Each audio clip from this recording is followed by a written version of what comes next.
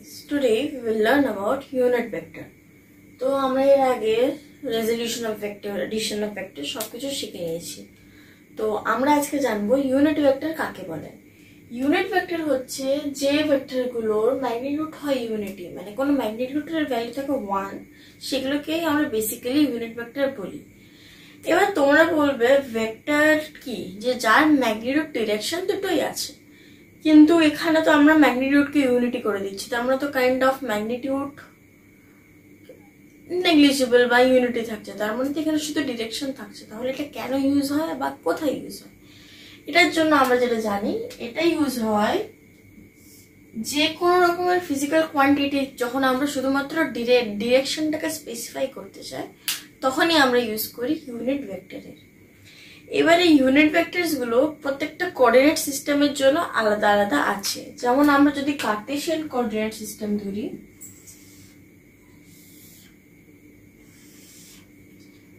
এখানে x, Y and জি, তাহলে আমরা দেখতে পাবো যে unit vector along x is known as I cap।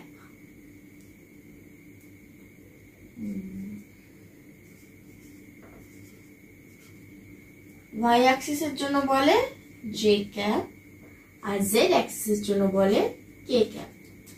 তোমরা বলবে আমরা এখানে কি লিখলাম?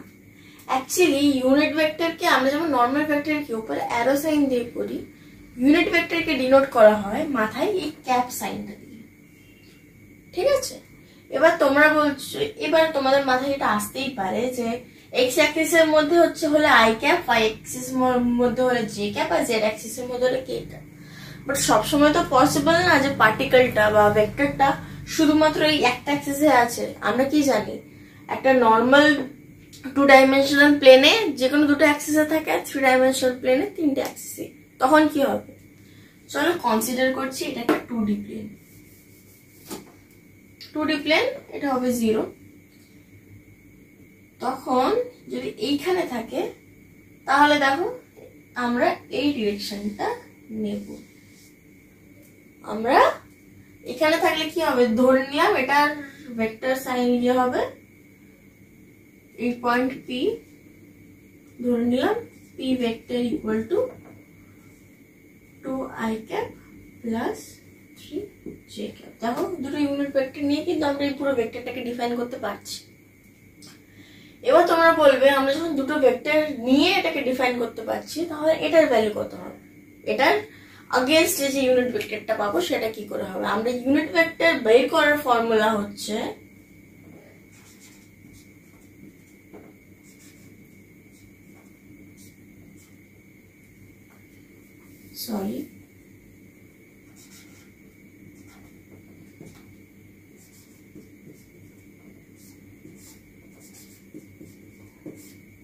কি বলছি, এ ক্যাপ মানে হচ্ছে A vector by mod of A vector.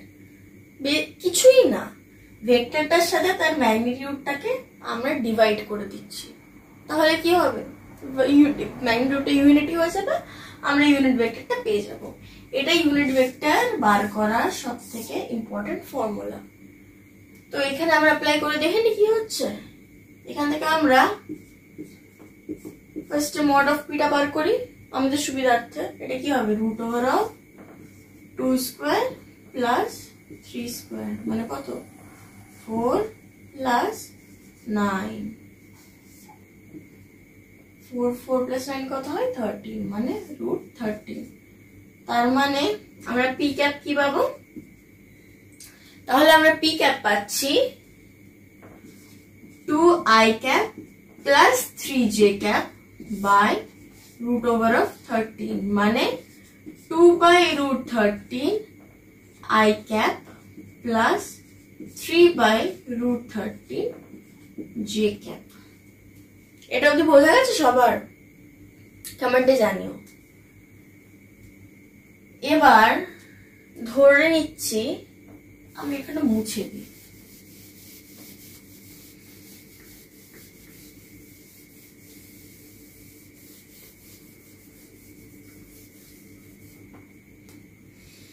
Now considering the z axis, তার মানে কি বলেছিলাম, k cap তাহলে ধরছি এই সেম পি হচ্ছে 2i cap plus 3j cap plus k cap. তাহলে এটার আমরা ম্যাগনিটিউড কি পাবো? mod of p vector equal to root over of 4 plus 9 plus 1 মানে root over of 14। তার মানে এখানে আমরা কি লিখতে পারবো? p cap equal to 2 by root 14 I cap plus 3 by root 14 j cap plus 1 by root 14 k cap। আশা করি আমরা এই সিম্পল এক্সাম্পলের মাধ্যমে ইউনিট ভেক্টরটা কি বা ইউনিট ভেক্টরটা কি করে বের করে সেটা আমরা বুঝে গেছি। আশা করি এই টপিকটা সবার ক্লিয়ার হয়েছে। যদি কারো কোনো ডাউট থাকে প্লিজ কমেন্ট সেকশনে জানিও। Thank you and have a wonderful day ahead. খুব শীঘ্রই ফিরবো নেক্সট ভিডিও নিয়ে। Thank you.